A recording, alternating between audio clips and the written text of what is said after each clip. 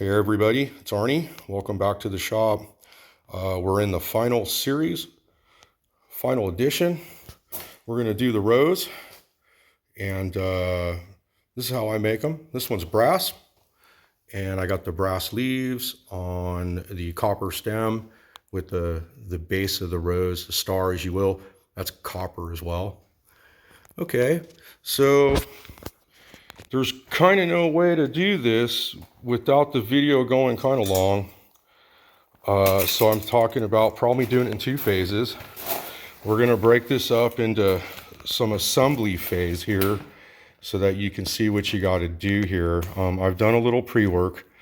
There's two of these that you're going to make up. So there's 10 leaves in all. You got to make up 10 leaves. And pretty simple how I make them. All right. So I've made that one up. This one we're going to do kind of finish off in front of you. The star we're going to finish off here in front of you, and I'm going to press the bowls in the bottom two pieces, make the bud itself, and we have to weld all of that together, and then I think maybe the shaping will be the very, very last stage.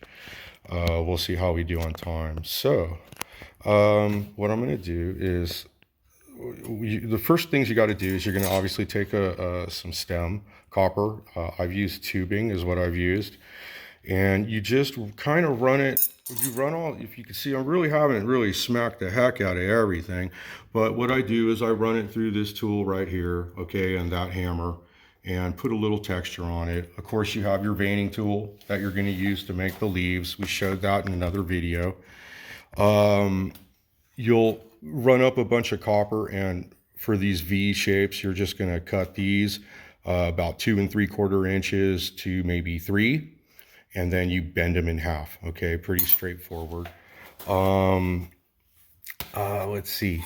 So I think probably what I'm going to do is we'll put the camera in the vise or steady rest. Go flip these bottles on real fast, and I'm going to show you how we get the first step done here. So let's go. Let's set this down for y'all.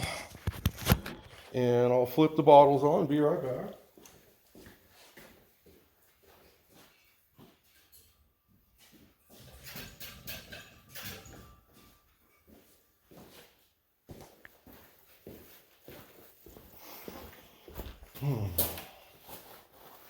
Okay.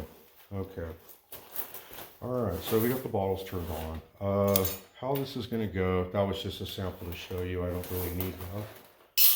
But you're going to break these up, divide it up, and make it simple for yourself to fabricate. I will generally make a stem. So my stems, right, about 1 foot long, maybe 8 inches long, and then this one's about 6 inches long. For scale, when you make your own, that's kind of a good scale I've found. As I said, these are about 2 3/4 to 3. You'll cut them in half and bend to 90. And we're going to fabricate these for you real fast. So I saved one leaf to show you the technique because I wasn't going to do all 10 of them. There's just not that much silly time. So let's get the torch going. In soldering, they have a thing where they call it tinning the copper, okay? And you can actually, you know, you can sort of tin with braze as well. It just helps to get it started. Let's see, I like a little bit of a feather. I like that. Any feather at all when you're brazing is good. Some folks say, nah, some are nay, whatever. I've been doing it for 30 years. I've had no issues. So here's the trick. Obviously this skinny little leaf is going to get red hot super fast. So what I do is I start to ball up the brass, and I drop a little ball of brass right on the leaf. And then while you pull back, tickle this copper leaf until you watch it feather, and as soon as you watch it plop in, you're done. Okay, let's set this up. So that one did its little fancy little job. Let's see if we can put it up for you. Can you see what it did? All right. So now you're going to set this little bugger down. Set this little bugger down. I absolutely guarantee the first time you forget and touch this with your fingers, you won't ever. All right, so here's how I'm going to do this. I'm going to take a new piece of braze rod, tickle the tip, get it hot, dip it in the borax. 20 mulotine borax. You don't have to go fancy on flux. It's no point. All right, so here's the trick, fellers, is I will come in real hard on this 1/4 inch solid stock because it's going to take a long time to get hot. So I usually come in real hard and face it. And once I start to see it turning red, yeah, like now, I'll introduce the rod and I will glue a little ball right on the end. And now you just kind of fall back again and wait for it to melt and feather in. Boom, there it is. Okay. So we're going to quench this. Well, I don't want to quench it because I'm going to finish it up. I want it hot. So there it is. We just got that on. Let me show you the back. Let's see. Right there. Can you see the back at all now? All right. All right. So now what you're going to do is this. I've strategically beveled these, the ends ahead of time because I'm going to braze them onto the stem. So you want to kind of make sure your bevel is to its side. And the first thing I do is set one like that. Put those there. Actually put those there. Alright. It's one of those cases where too much flux never hurts anything. Alright. Proceed to get it hot. When you learn how to braze with copper, start playing around with some solid wire first. It's really forgiving as opposed to the tubing. And you need to learn how to focus the heat on the metal that is solid versus, not solid. And anyways, here I gotta concentrate for a second. As soon as it starts showing red, you want to introduce the flux in the tip of the rod. And bam, there we go. So now I'm going to come into the front a little bit more. Wire straight down. Wait for it to feather into the bottom piece that I'm welding to it.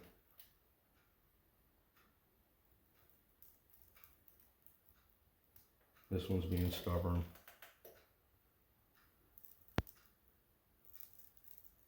There it goes. All right. Let's get the other one.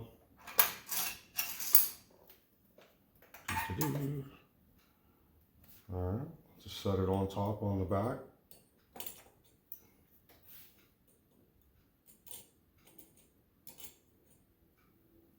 There we go. Actually, there we go. Tickle, tickle. All right. This one should take less time because that stem down here is pretty darn teeting hot. So I'm really going to focus on the top piece right at first. Now right now I don't mind bringing my cone in really close because it's a preheat. It's hottest right by the tip of the cone. Starting to see some color, so I'm going to introduce the flux and wetting agent.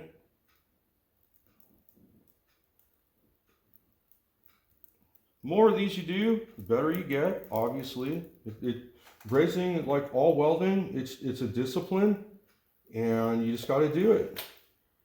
You just got to do it. So wait for it to feather. That's not bad. I like that side. I want to see it here. There it is. We're done. Okay.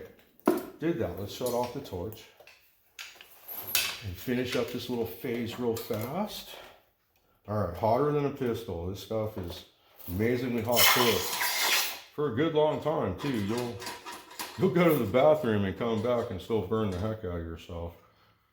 Okay, again, pretty. I really love the natural colors that happen with copper. Gorgeous. Okay, remember, all this stuff is hot too. You may notice in my videos I'm pretty cavalier with the safety gear and stuff, but the truth is I've done this since I was a teenager. I work by myself. I don't have any helpers at all. And when I don't have any helpers, the shop is exactly the way I left it. Everything's the way I left it. I know what works, what doesn't. It's just different. And obviously you couldn't do anything like this if you had employees or if I was trying to set an example. When I taught at the welding college, it was always long pants and welding, you know, aprons and hoods and, you know, all of it, everything, you know, because I had to set the example. All right, so dry it off a little bit. Hard to wire brush without that. So you'll take that. If you really want to speed this up, you get one of these little buggers like this and put it on your drill motor. You can see I wore the heck out of that one. But once in a while, just a wire brush is all you need. It's like in the category of bilge pumps are great, but nothing beats a scared sailor with a bucket, right? So,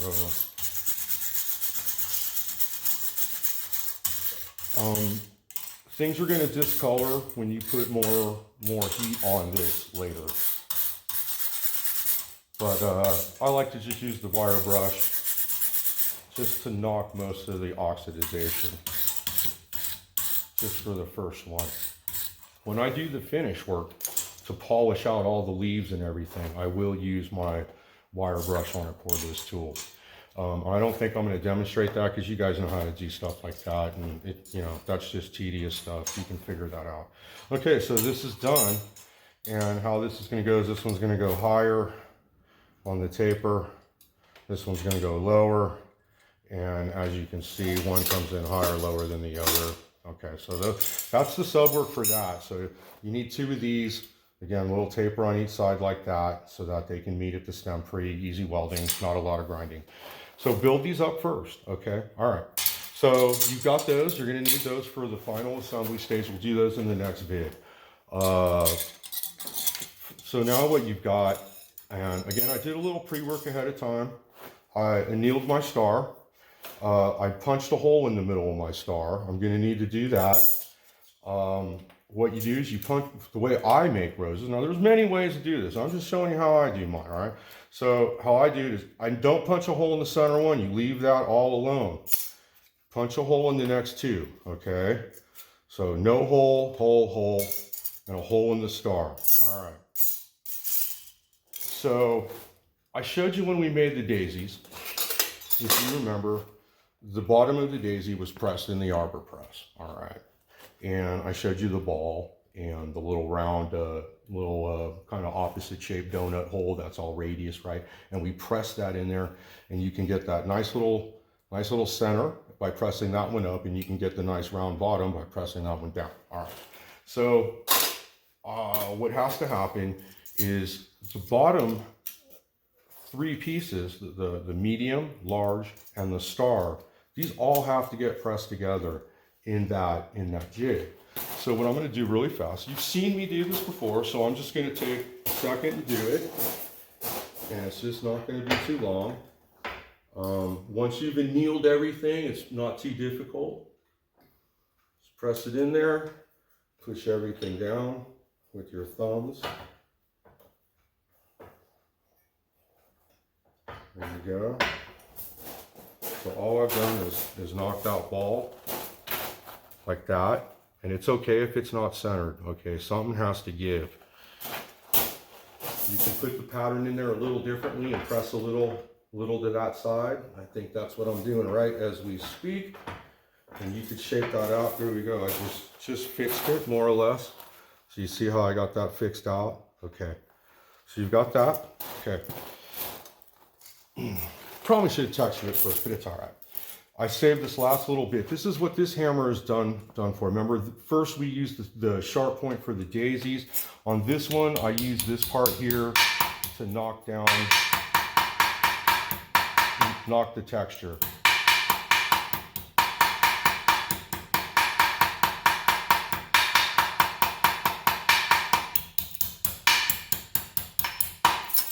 Okay, so that's what that does. You go all the way around the star. We'll just fix what I just undid. There we go. All right, so we're gonna call that the star for now. Next, I'm gonna do the medium template. Try to center it up best you can. Push it down good. Push the petals down. Okay. Do the large one next.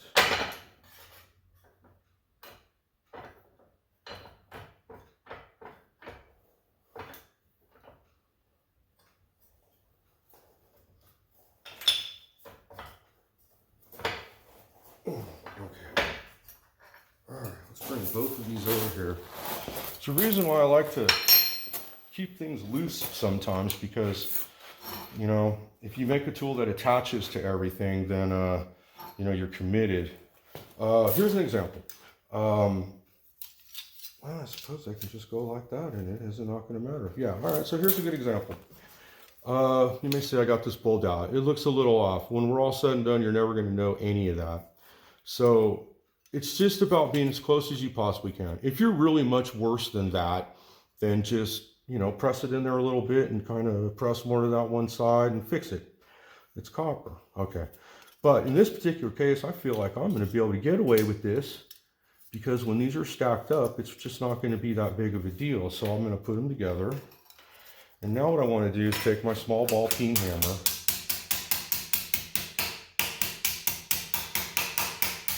and try to make this stuff fit up a lot better. Yep.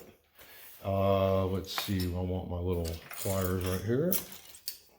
And I'm going to try to index this a little bit like that again. I'm going to do it again.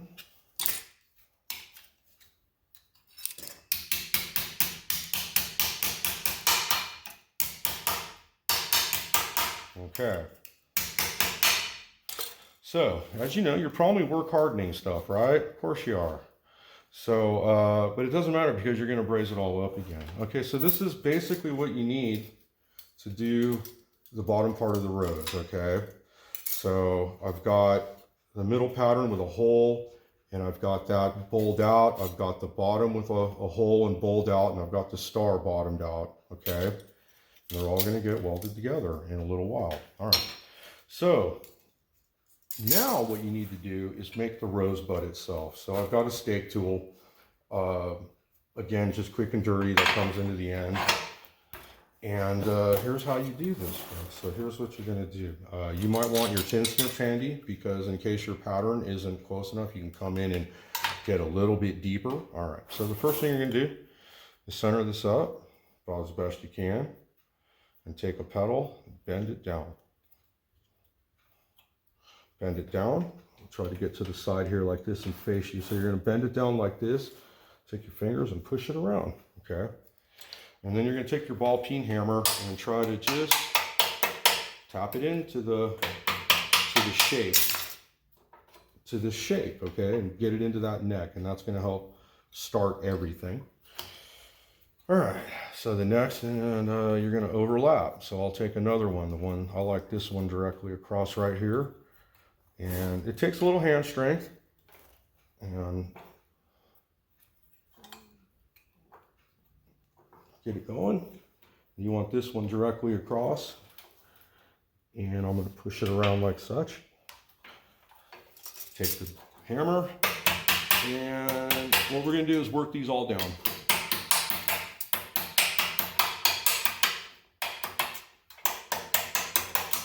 All right, next one, come down like so, like this. I'm going to work these top corners.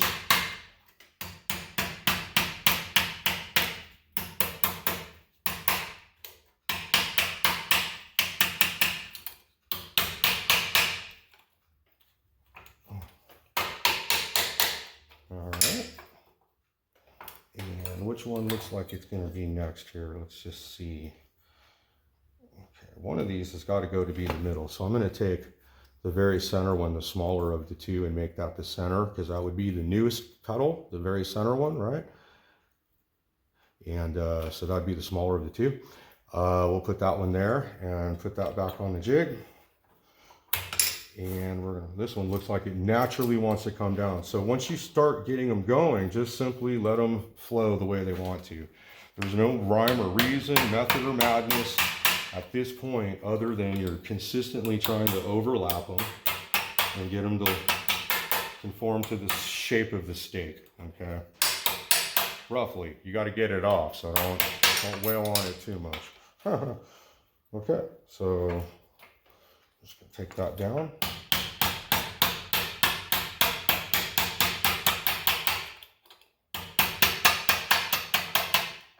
Okay.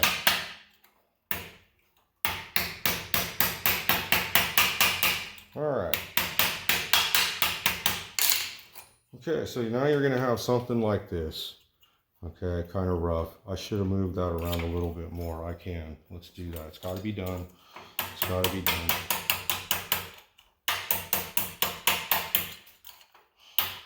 Here's where your half face blows work, where your swiping works on the stake. So let's try that. Okay, that's better. I'm a lot rounder, as you can see, with the center. Okay, and I'm not too bad centered up on the bottom. You see what I've done? I've got these 5 corners. So I'm going to anneal this now because this is all very hard. All of these corners are hard. I don't want it to tear later in the process. And I also want to soften these. They're just too hard. I can't work them down anymore. So you grab them with your pliers. And you're going to take it to your torch here.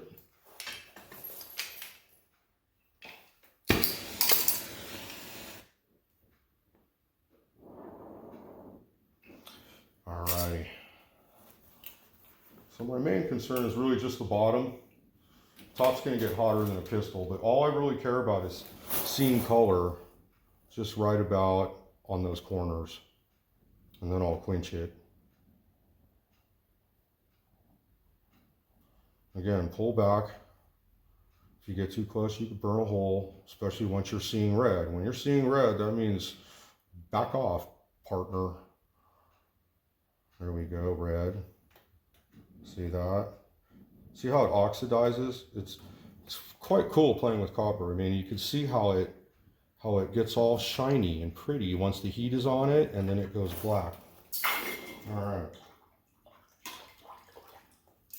Pull that off. Set that in the little jigama stand. Gas off first, oxygen off second. That's kind of standard. All right. So now, well, my napkin fell, but I'm not proud.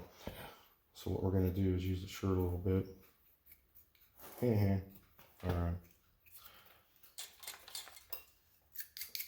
I'll scrub this a little bit. Get some of the oxidation off. So now I'll put that back over the steak, and I'll take my small ball peen again, and I'm going to soften these hard corners now that it's annealed. Let's see, here's an opportunity for these nice tongs that we have. So if you have tongs like this that can grab this like this, this is a good time for that.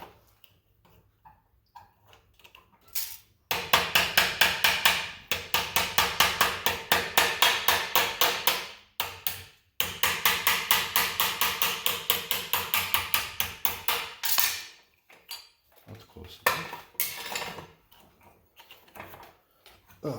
Alrighty, so that's that, that's that. Okay, so I got the center, and really all I was really after with that is trying to radius that out a little bit, soften those corners. And they're not perfect, but what they're going to do is they're going to now disappear into here. You see? So now you see why I had you bowl that out on the bottom. So the next step now is to solder, braze this little bad boy up. Let's see here. That's not bad there. And we'll tighten this up here.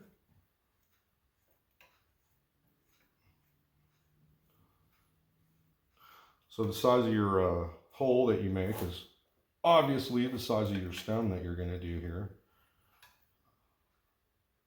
If you're going to use bigger stems, making bigger flowers, make bigger holes. I'm trying to center this up kind of fancy-like. And may not be possible the way that I've got my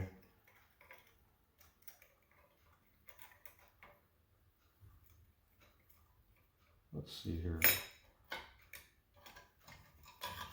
You are witnessing the live trials of doing this live.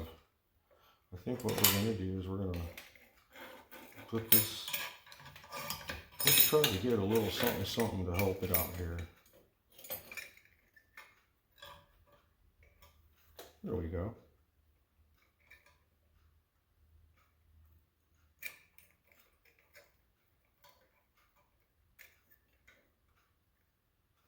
All right, sorry about that, folks.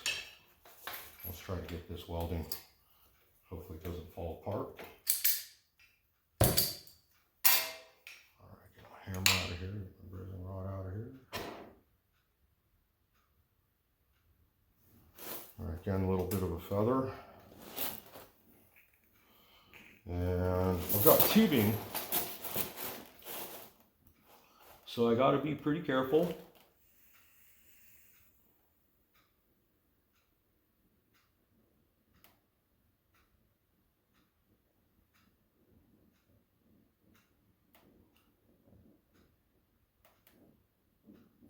There's a little color on the stem, no color on the flower.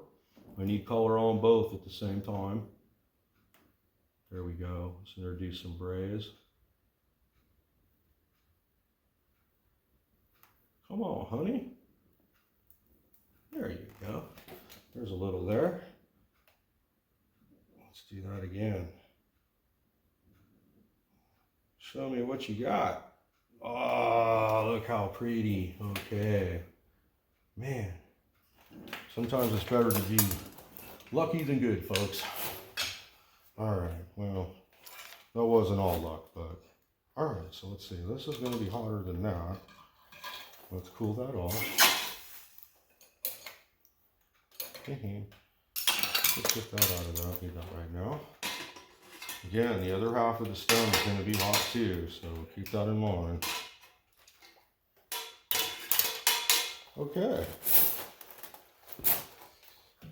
So here's pretty clean. That's what you're after. Just get that to feather in like such. All right. All right, next step here, we're almost done. So now what you're gonna do is you're gonna take your medium powder, you're gonna fish that over, and you're gonna take your large powder and you're gonna fish that over, and you're gonna make these up and offset them, kind of a little like that. And you need to kind of look, and you want them offset so that the center of this one is in between the center of those. And you also want to try to center this up so that one of these petals will start the overlap that you want properly. So I'm okay with that sort of right there. And then you'll come up with your star and fish this on the bottom as well. And now all of this goes together. Press it in there with your hands. All right.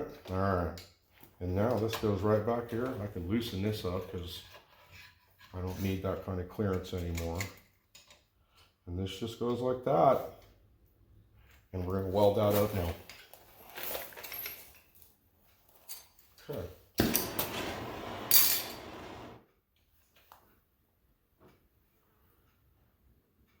For those of you that haven't seen this type of torch, this is called a Henrob 2000. They are available. You can, comes in a beautiful little kit, comes with training wheels and cutting tips, all kinds of cool stuff. And I primarily use them for this type of artist work. It's a very precision torch. The tips get even smaller than this. This is a decent sized tip. But they're just perfect for this. You know, you saw how it just lets that braze just flow right in. It's comfortable to hold for this type of work. You don't have that big, huge, cumbersome Victor torch body. You know, nothing about a Victor torch body. I mean, I got them here in the shop. When it's time to really do the heavy cutting and fitting, I mean, no doubt, that's the go-to industry standard, my friends. Need more flux. But for this is just a lot more precision. Okay, so what I've got going on now is a little thing where we've got two different metals. I've got a copper stem and I've got a piece of brass for the star. And both of these metals want to receive the braze at two slightly different temperatures. So what I'm having to do is walk the line. And I got too much ball on here. I'm going to get rid of this ball. I'm just going to drop it off. Get out of here. All right, let's try to get heat again going. It's really difficult. You know, you're walking the line. One metal is is on the verge of collapse when the other is just barely ready, just barely ready to receive any braze. So here we go. There we go. It's starting to take. This is one of those ones you want to ball it up on here. Get a bunch on the bottom. So I'm starting kind of high on the stem and letting it work its way down onto the brass. And again, I'm going to take the sander when this is all said and done. But roses have a little bit of a base to them underneath the bud. And this is where you can get your braze rod to do a lot of this shape. You can get the ball or the bulb at the base of the flower this way. So again, notice how far I'm keeping the torch. Notice the feather. Okay, there we go. Ooh, there again. Done it a long time. I still have this habit of I think I'm gonna touch it. I'm still I'm old enough to know better, but young enough to try, as they say. So, okay, I like to turn this a little bit more.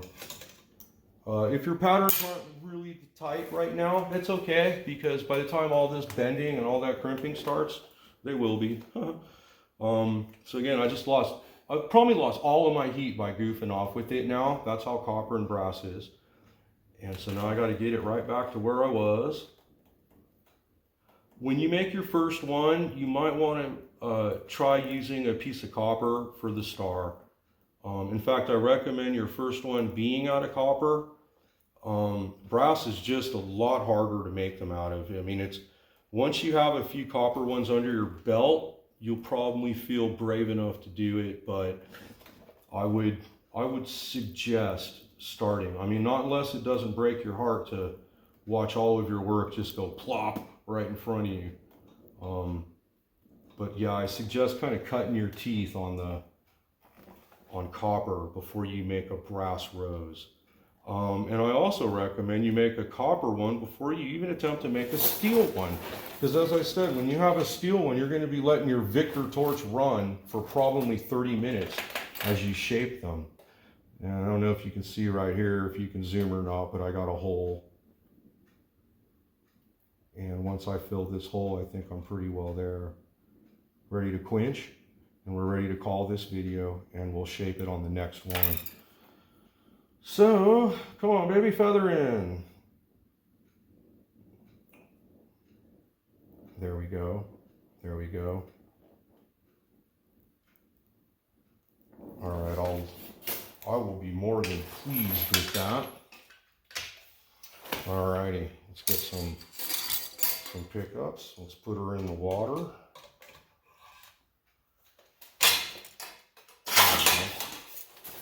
That was nice. Yes, we get burned every day. There we go. All right, not bad. All right, and as I said, it's okay if they're a little loose. You just need to lock them in there so they can't get separate. Okay, we'll get rid of some of that water. There we go. Okay, so this is basically what you need. And this is where you want to be, okay, for the next part. All right, just have that brazed up. There's what the braze looks like, how it came out on the ball. See what I mean? You want to start up a little high and kind of let it wash down onto the ball. And you'll take a grinder and just smooth out some of this when we're done. Okay, so that's this episode. For right now, this is the first part of the rose. This is the assembly stage. This is like, you know, you got to get these components made first, you know, and then we can braze these on. These braze on absolutely last. I braze these on after I shape the flower. So there we go. Thanks for tuning in. If you like this video, press like and share it with your friends. get yourself this far for the Rose, and then come on right back and we'll shape it up. Thanks for joining me. Stay cool. It's been a hot one here in our neck of the woods. It's probably been hot in your part of the country too this time of year. So stay cool, go swimming, have fun at the forge and have fun in the shop. And thanks for joining me. We'll see you next time here at Butte Forge. All right, bye now.